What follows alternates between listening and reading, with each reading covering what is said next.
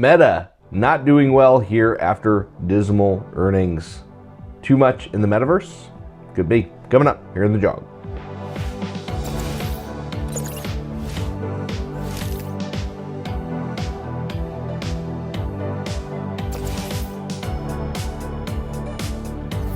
Hi folks, Alex Klingelhoeffer here with Exencial Wealth Advisors. It is 6:51 here in the middle part of the country on Thursday. It is October 27th, 2022. Here's your morning jog around the economic headlines of the world. I want to talk some earnings this morning, and we'll start off with Meta, the big hitter, down something like 19% here in the pre-market on really not so great earnings. Revenue per head down, especially in North America, where they see the majority of their ad revenue. Right? Zuckerberg's created a tremendous business, right? Getting us to click on things that we might otherwise not want to click on. They're really good at it. They have the best psychologists in the world. Instagram, now approaching 2 billion users. Instagram's going to have more users than Facebook here pretty soon, which is crazy. Now, the last iteration of their strategy, the metaverse, right? Innovation labs, making sure that we all stuck in a Ready Player One universe. That's not going so great. In fact, they're continuing to lose billions and billions of dollars on it each quarter.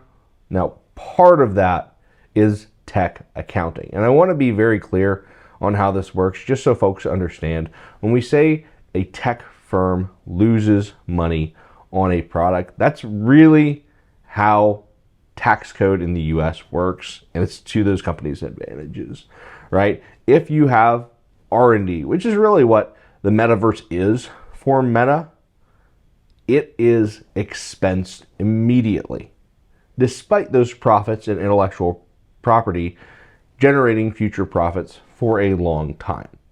This is in contrast to, say, a car maker. When they build a factory, which they will produce profits from, those expenses are what's called capitalized, meaning they take a little bit of depreciation each year, a little bit of that use asset goes against their income each year, spreads out those large cash outflows.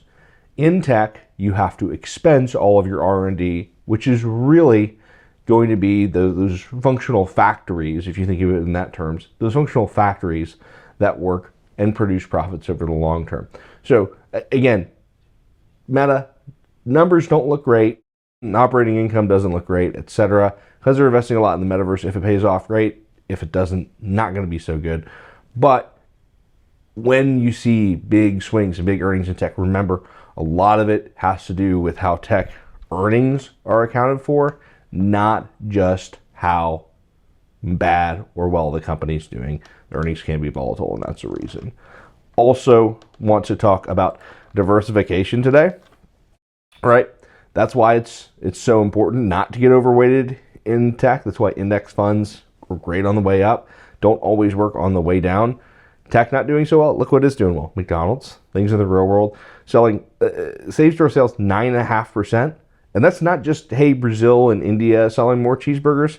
In the US, they had like 6% growth rates. It's really good growth for a company that's been selling hamburgers for 50 years. Shell,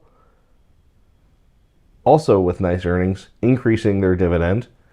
Even the sort of worst run oil companies are doing well in this environment.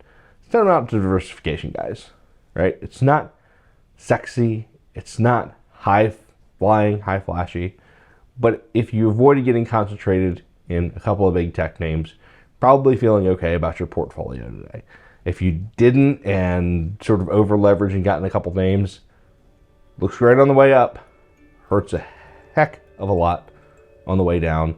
That's what we try to help avoid for folks. If you want some additional info throughout the week, feel free to find me on the internet. I am out there. Till then, you and your family, hope you have a really good rest of your Thursday. I'm out.